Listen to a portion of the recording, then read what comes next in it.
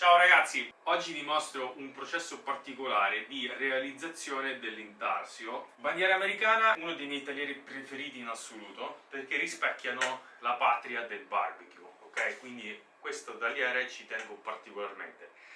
Questo oltretutto è uno di quei taglieri dove il cliente mi ha chiesto, oltre a farlo alla bandiera, di personalizzarlo, ovvero qui sulla striscia bianca abbiamo ricavato anche le iniziali del nome e cognome, che poi una volta terminato lo vedremo, mentre vediamo il processo delle stelline, che è molto interessante.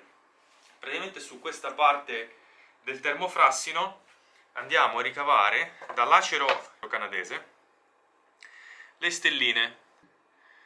Queste stelline una ad una andremo a ritagliarle adesso e dopodiché le inseriremo qua all'interno con la colla